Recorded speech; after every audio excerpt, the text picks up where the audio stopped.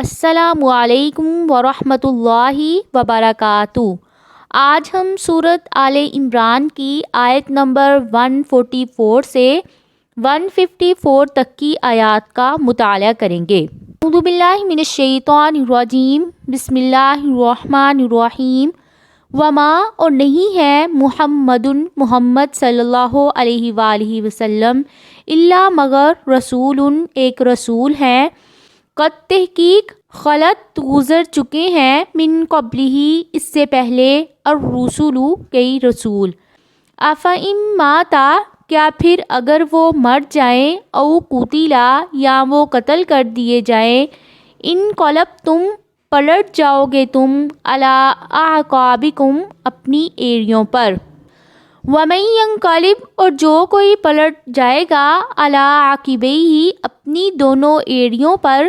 فلن پس ہرگز نہیں یضر وہ نقصان پہنچا سکے گا اللہ تعالیٰ کو شیئن کچھ بھی،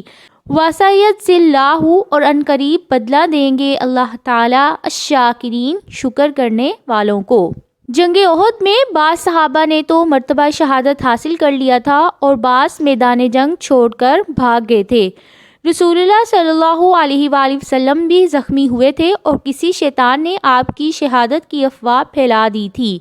صحابہ کرام کے دل اس افواہ سے ٹوٹ گئے اور وہ ہمت ہار بیٹھے، اور منافقین نے طعن و تشنیع کرنا شروع کر دی، اگر محمد صلی اللہ علیہ وآلہ وسلم اللہ تعالیٰ کے سچے نبی ہوتے تو قتل کیوں ہوتے۔ اس پر یہ آیات اتری۔ اللہ تعالیٰ نے فرمایا کہ محمد صلی اللہ علیہ وآلہ وسلم کے متعلق تم نے جو سمجھا ہے کہ وہ اللہ تعالیٰ ہیں یا اللہ تعالیٰ کے اختیارات کے مالک ہیں، ایسا نہیں ہے،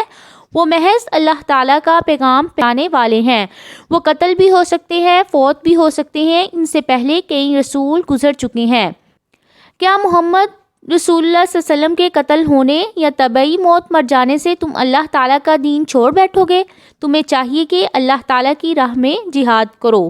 اس سے یہ بات بھی ثابت ہوتی ہے کہ آپ صلی اللہ علیہ وآلہ وسلم کی وفات پر بعض لوگ پھر جائیں گے۔ اسی طرح ہوا، بہت سے لوگ آپ صلی اللہ علیہ وسلم کے بعد مرتد ہوئے تو حضرت ابوبکر صدیق نے ان کو پھر مسلمان کیا۔ وما کانا اور نہیں ہے لنفس کسی نفس کے لیے، ان تموتا یہ کہ وہ مر جائے، الا مگر باذن اللہ اللہ تعالیٰ کی اجازت سے، کتاباً لکھا ہوا ہے، مؤجلہ مقررہ وقت، ومن اور جو کوئی یرید چاہتا ہے ثواب دنیا کا ثواب، نؤتیہ ہم دے دیں گے اسے، منہا اس میں سے، یرید اور جو کوئی چاہتا ہے ثواب الآخرتی آخرت کا ثواب، نؤتیہ ہم دے دیں گے اسے، منہا اس میں سے، وسنجزی الشاکرین اور ان قریب ہم بدلہ دیں گے شکر کرنے والوں کو۔ اس آیت سے مقصد کیا ہے کہ مسلمانوں کو جہاد پر ابھارنا اور ان کے ذہن میں یہ بات بٹھانا کہ موت سے فرار کی راہ اختیار کرنے سے انسان موت کے پنجے سے نجات نہیں پا سکتا ہے۔ اللہ تعالیٰ نے ہر شخص کی موت کا ایک وقت مقرر فرما دیا ہے۔ وَکَأَیٍّ اور کتنے ہی من نبیٍّ نبیوں میں سے، قاتلا جنگ کی، معاہو ان کے ساتھ، ربیون رب والوں نے، کثیر بہت سے، فما پس نہیں، وہنوا انہوں نے سستی دکھائی، لما اس کے لیے جو اصابہم پہنچی انہیں، فی سبیل اللہ اللہ تعالیٰ کے راستے میں، وما ضعفوا اور نہیں وہ کمزور پڑے، وما استطاعوا اور نہ ہی وہ دبے، واللہ اور اللہ تعالیٰ یحب محبت کرتے ہیں الصابرین صبر کرنے والوں سے۔ اللہ تعالیٰ بتا رہے ہیں کہ احد کے دن شکست کے آثار دیکھ کر تم ہمت ہار بیٹھے، رسول اللہ صلی اللہ علیہ وسلم کی شہادت کی افواہ سن کر بالکل ہی تم پست ہو گئے۔ بس فرمایا ان لوگوں میں سے بہت سے ربیون اپنے انبیاء کے ساتھ مل کر جہاد کرتے تھے، انہوں نے اپنی تعداد کی قلت کے باوجود بھی کبھی ہمت نہیں ہاری تھی اور نہ ہی کبھی اپنے انبیاء کی وفات پا جانے پر کسی وسوسے میں مبتلا ہوئے تھے، بلکہ ہمیشہ اور ہر حال میں صبر اور استقلال سے کام لیتے رہے ہیں۔ وما کانا اور نہیں تھی، قولہم ان کی بات، الا مگر ان یہ کہ، قالو انہوں نے کہا، ربنا اے ہمارے رب، اغفر لنا بخش دے ہمیں، ذنوبنا ہمارے گناہوں کو، و اسرافنا اور ہماری زیادتیوں کو فی امرنا ہمارے معاملے میں، وثبت اور ثابت قدم رکھ اقدامنا ہمارے قدموں کو، وانصرنا اور تو مدد فرما ہماری علی القوم الکافرین ان لوگوں پر جو کافر ہیں۔ آتاہم اللہ پس عطا کی انہیں اللہ تعالیٰ نے ثواب الدنیا دنیا کا ثواب، و حسنہ اور اچھا ہے ثواب الآخرہ آخرت کا ثواب، واللہ اور اللہ تعالیٰ یحب محبت رکھتے ہیں المحسنین احسان کرنے والوں سے۔ یا ایھا الذین آمنوا اے لوگو جو ایمان لائے ہو، ان تطیعوا الذین اگر تم اطاعت رکھتے ہو ان لوگوں کی، کافروا جنہوں نے کفر کیا، یردوکم وہ لٹا دیں گے تمہیں، علی اعقابکم تمہاری ایڑیوں کے بل، فتنقلبوا پس تم پلٹ جاؤ گے خاسرین خسارہ پانے والوں میں۔ احد کی عارضی شکست کے بعد کفار نے، جن میں منافقین، یہود، انصار اور مشرکین سبھی شامل تھے، مسلمانوں کے دل میں مختلف قسم کے شکوک و شبہات پیدا کرنے شروع کر دیے۔ اللہ تعالیٰ نے مسلمانوں کو متنبہ کیا کہ کفار کے فریب میں مت آنا ورنہ تم خسارے میں پڑ جاؤ گے۔ اللہ بلکہ اللہ تعالیٰ مولاکم تمہارے مددگار ہیں، وہو اور وہی خیر الناصرین بہتر ہے مدد کرنے والوں میں۔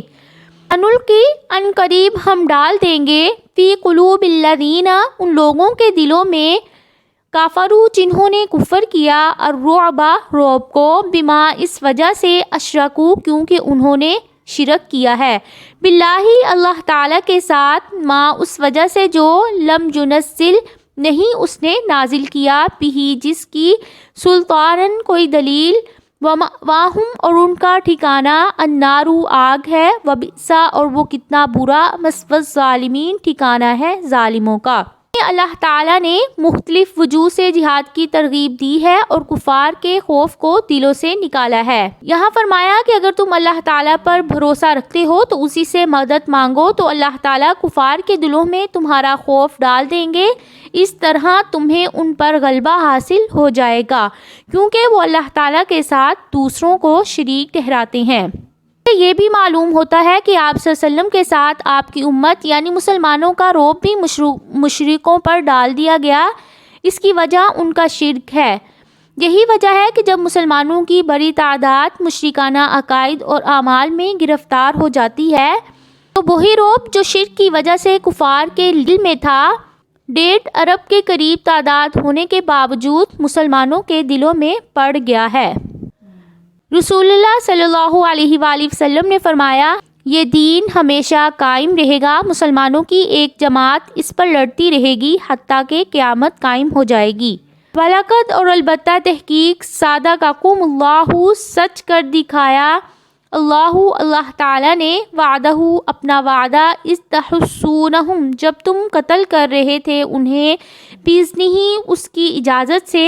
حتیٰ یہاں تک کہ اذا فشلتم جب بزدلی دکھائی تم نے، وتنازعتم اور جھگڑا کیا تم نے، فی الامر رسول کے حکم کے بارے میں، وعصیتم اور تم نے نافرمانی کی، من بعد اس کے بعد، ما جو اراکم اس نے دکھایا تمہیں، ما تحبون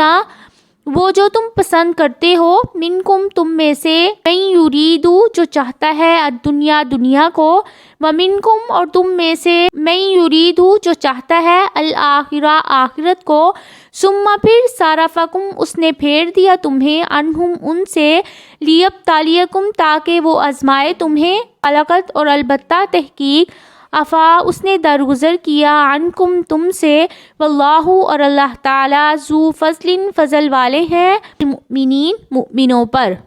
جنگ احد میں پہل اللہ تعالیٰ کی مدد مسلمانوں کے ساتھ رہی اور وہ مشرکین کو اللہ کے حکم سے خوب کاٹتے رہے، یہاں تک کہ جب فتح کے آثار نظر آنے لگے تو مشرکین اور ان کی عورتوں نے بھاگنا شروع کر دیا۔ تیر انداز جنہیں آپ صلی اللہ علیہ وسلم نے عبداللہ بن جبیر کی سرکردگی میں ایک پہاڑ پر متعین کیا تھا تاکہ ادھر سے مشرک حملہ آور نہ ہو، انہوں نے مال غنیمت کو دے کر باہم جھگڑا شروع کر دیا۔ آدمیوں میں سے اکثر آپ صلی اللہ علیہ وسلم کے حکم کی نافرمانی کر کے اپنی جگہ چھوڑ کر مال غنیمت کی طرف دوڑ پڑے۔ اس سبب سے مشرکین کو عقب سے حملہ کرنے کا موقع مل گیا اور مسلمانوں کو بہت زیادہ نقصان اٹھانا پڑا۔ اس آیت میں اسی واقعے کی طرف اشارہ ہے۔ صرفکم یعنی غلبہ کے بعد ان کے مقابلہ میں تمہیں جو پسپائی دیکھنی پڑی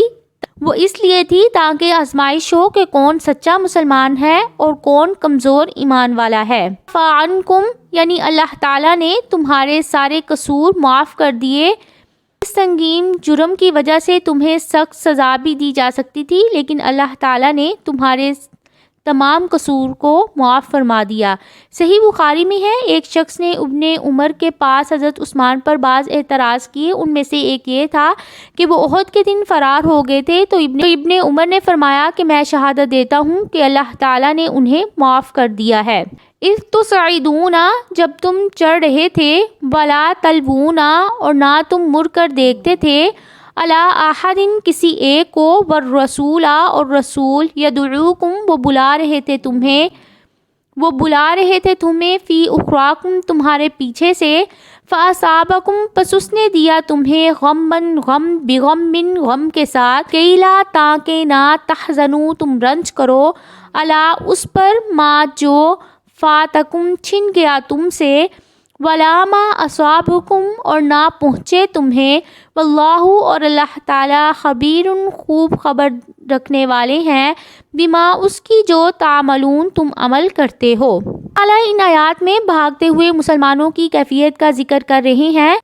رسول اللہ صلی اللہ علیہ وسلم تمہاری پچھلی جماعت میں جو ثابت قدم رہی تھی تمہیں پکار رہے تھے، اے اللہ کے بندو میری طرف آؤ، میں یہاں ہوں، مگر تم دھوڑے جا رہے تھے اور کسی کو نہ مڑ کر دیکھتے تھے اور نہ ہی کسی کو سنتے تھے۔ فَأَصَابَكُمْ غَمًّا بِغَمٍّ یعنی تمہاری کوتاہی کے بدلے میں تمہیں غم پر غم پہنچا، ایک شکست کا غم، دوسرا صلی اللہ علیہ وسلم کی شہادت کی افواہ کا صدمہ۔ لَا تَحْزَنُوا یعنی تمہیں دوہرے غم میں مبتلا کیا، تاکہ نہ تو تمہیں مال غنیمت کے ہاتھ سے نکل جانے کا غم ہو اور نہ زخمی اور شہید ہونے اور نہ ہی شکست کا غم ہو۔ ثم پھر انزلہ اس نے نازل کیا، علیکم تم پر، من بعد اس کے بعد، الغمی غم کو، امانتاً امن میں، نعاساً ایک اون، یغشا ڈھانپ لیا اس نے، طائفتاً ایک گروہ کو، منکم تم میں سے، و طائفتاً ایک گروہ نے، قد تحقیق، اہمتہم فکر میں ڈالا انہیں، انفسہم ان کے نفسوں نے، یظنون وہ گمان کر رہے تھے، باللہ اللہ تعالیٰ کے بارے میں، غیر الحق کی ناحق، انا گمان کرنا، الجاہلیتی جاہلیت کا، یقولون کہہ رہے تھے،